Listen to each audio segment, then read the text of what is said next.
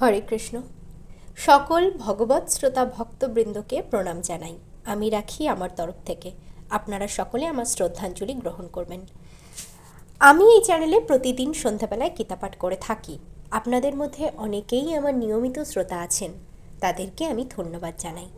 আর যারা অনিয়মিতভাবে হঠাৎ করেই ভিডিওটি পেয়ে গেছেন, তারাও আর দেরি না করে চ্যানেলটি সাবস্ক্রাইব করে পরিবারের সদস্য হয়ে যান। আমরা নিয়মিত গীতা শ্রবণ করব, গীতা পঠন করব। আমরা পড়ছিলাম মোক্ষযোগ। আর বেশি সময় নষ্ট না করে শুরু করছি। আজ হবে শ্লোক 36 থেকে।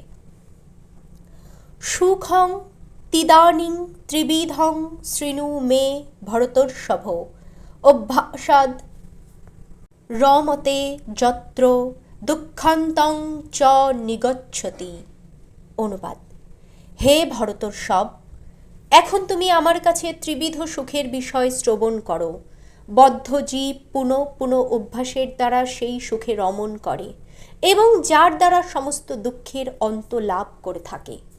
তাৎপর্য: বদ্ধ জীব বারবার জড় সুখ উপভোগ করতে চেষ্টা করে। এভাবেই সে চর্বিত বস্তু চর্বণ করে।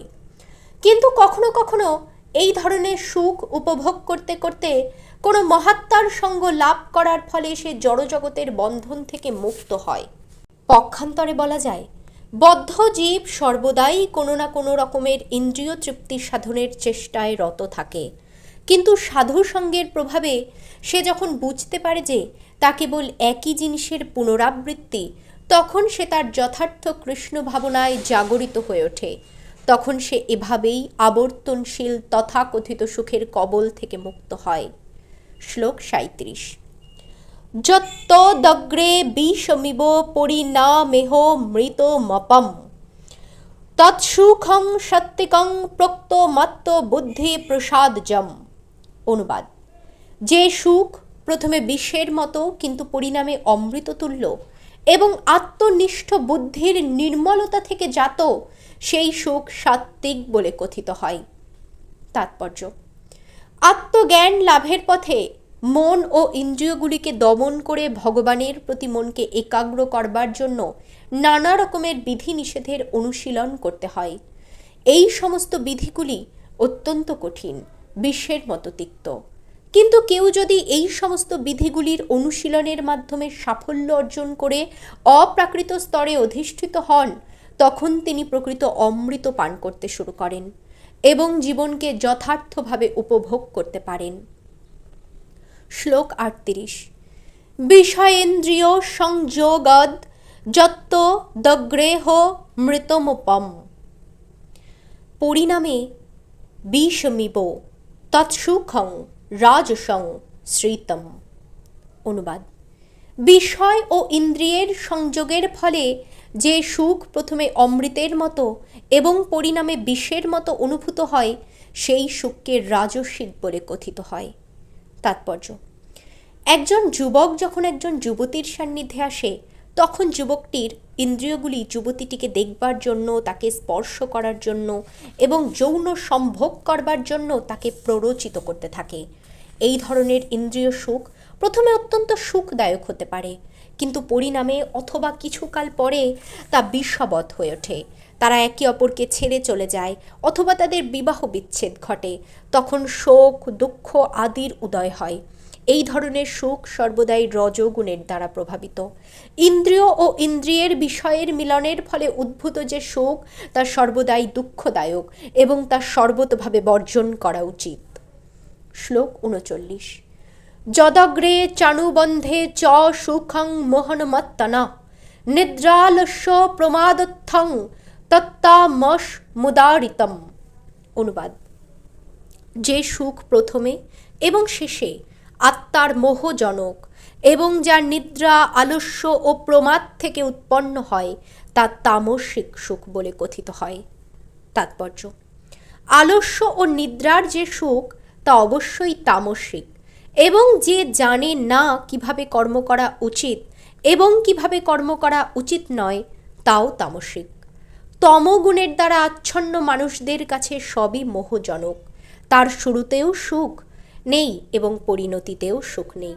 রজগুণে আচ্ছন্ন মানুষদের বেলায় শুরুতে এক ধরনের ক্ষণিক সুখ থাকতে পারে এবং পরিণামে তা হয় দুঃখদায়ক, কিন্তু তামসিক মানুষদের বেলায় শুরু ও শেষ সর্ব অবস্থাতেই কেবল দুঃখ। শ্লোক 40। ন তদস্তি পৃথিব্যাং বা দিবি দেবেষু বা পুনঃ সত্যং প্রকৃতির জয়ী মুক্তং যদেভি সাত ত্রিভির গুণই। অনুবাদ: এই পৃথিবীতে মানুষদের মধ্যে অথবা স্বর্গে দেবতাদের মধ্যে এমন কোনো প্রাণীর অস্তিত্ব নেই যে প্রকৃতজাত এই ত্রিগুণ থেকে মুক্ত। তাৎপর্য: ভগবান এখানে সারা জগৎ জুড়ে জড়া প্রকৃতির তিনটি গুণের যে সমষ্টিগত প্রভাব তার সারমর্ম বিশ্লেষণ করেছেন। শ্লোক 41। ব্রাহ্মণ ক্ষত্রিয় বৈশ্যং শূদ্রাণং চ পরন্তু কর্মাণি প্রবিভক্তানি স্বভাবপ্রভাবৈর্গুণৈ। অনুবাদ: হে পরন্তু, স্বভাবজাত গুণ অনুসারে ব্রাহ্মণ, ক্ষত্রিয়, বৈশ্য ও শূদ্রদের কর্মসমূহ বিভক্ত হয়েছে। শ্লোক 42। সম দমস্তপা শৌচং ক্ষান্তি রার্য বমেব চ জ্ঞানং বিজ্ঞানমস্তিক্যং ব্রহ্মকর্ম স্বভাবজম। অনুবাদ: সম, দম, তপ, শৌচ, ক্ষান্তি, সরলতা, জ্ঞান, বিজ্ঞান ও আস্তিক্য এগুলি ব্রাহ্মণদের স্বভাবজাত কর্ম। শ্লোক 43। শৌর্যং তেজ ধৃতির্দক্ষং যুদ্ধে চাপ্য পলায়নম দানমীশ্বর ভাবশ্চ ক্ষত্রং কর্ম স্বভাবজম।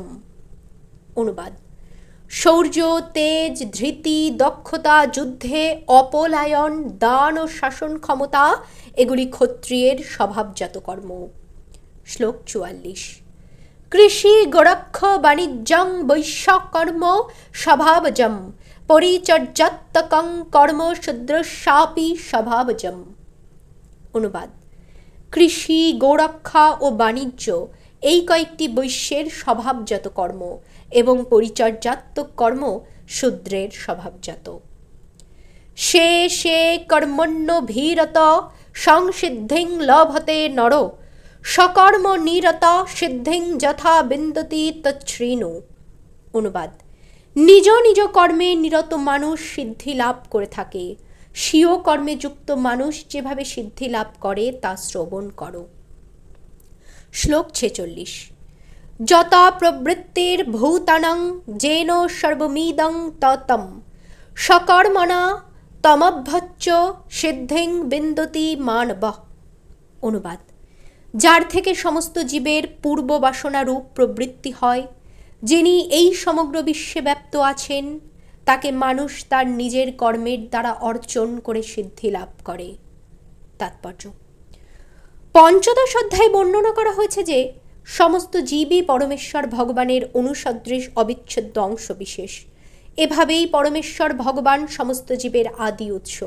বেদান্ত সূত্রে তার সত্যতা প্রতিপন্ন হয়েছে। জন্মাদ্যস্য যতঃ। সুতরাং পরমেশ্বর ভগবান প্রত্যেকটি জীবের প্রাণের উৎস। ভগবদ্ গীতার 7ম অধ্যায়ে বলা হয়েছে যে পরমেশ্বর ভগবান তার দুটি শক্তি, অন্তরঙ্গা শক্তি ও বহিরঙ্গা শক্তির দ্বারা সর্বব্যাপ্ত। তাই সকলেরই কর্তব্য হচ্ছে পরমেশ্বর ভগবানকে তার শক্তি সহ আরাধনা করা। সাধারণত বৈষ্ণব ভক্তেরা ভগবানকে তার অন্তরঙ্গা শক্তি সহ উপাসনা করেন। তার বহিরঙ্গা শক্তি হচ্ছে তার অন্তরঙ্গা শক্তির বিকৃত প্রতিবিম্ব। বহিরঙ্গা শক্তিটি হচ্ছে পটভূমি, কিন্তু পরমেশ্বর ভগবান পরমাত্মারূপে নিজেকে বিস্তার করে সর্বত্র বিরাজমান। তিনি সমস্ত দেবদেবী, সমস্ত মানুষ, সমস্ত পশু সকলেরই পরমাত্মা এবং সর্বত্র বিরাজ করছেন। তাই সকলেরই এটি জানা উচিত যে পরমেশ্বর ভগবানের অবিচ্ছেদ্য অংশ বলে তাদের সকলেরই কর্তব্য হচ্ছে ভগবানের সেবা করা। সকলেরই উচিত সর্বতোভাবে কৃষ্ণ ভাবনাময় হয়ে ভগবান শ্রীকৃষ্ণের ভক্তিযুক্ত সেবায় নিযুক্ত হওয়া। এই শ্লোকে সেই নির্দেশ দেওয়া হয়েছে। সকলেরই মনে রাখা উচিত যে সমস্ত ইন্দ্রিয়ের ঈশ্বর ঋষিকেশের দ্বারা তারা ভিন্ন ভিন্ন বিশেষ ধরনের কর্মে নিযুক্ত রয়েছে এবং সেই সকল কর্মের ফলের দ্বারা পরম পুরুষোত্তম ভগবান শ্রীকৃষ্ণের উপাসনা করা কর্তব্য। কেউ যদি সর্বদাই পূর্ণরূপে কৃষ্ণ ভাবনাময় হয়ে এভাবেই চিন্তা করেন, তাহলে ভগবানের কৃপার ফলে তিনি অচিরেই পূর্ণ জ্ঞান লাভ করবেন। সেটিই হচ্ছে জীবনের পরম সিদ্ধি। ভগবদ্গীতায় ভগবান বলেছেন, তেষামহং সমুদ্ধত্তা। এই প্রকার ভক্তকে উদ্ধার করার ভার পরমেশ্বর ভগবান নিজেই গ্রহণ করেন। সেটিই হচ্ছে জীবনের পরম সিদ্ধি। যে কোনো রকম কর্মেই নিযুক্ত থাকুন না কেন, যদি তিনি পরমেশ্বর ভগবানের সেবা করেন, তাহলে তিনি পরম সিদ্ধি লাভ করতে পারবেন। আজ এ পর্যন্তই সমাপ্ত। আপনারা আপনাদের মতামত আর কমেন্টে হরে কৃষ্ণ অবশ্যই লিখে যাবেন। আসি।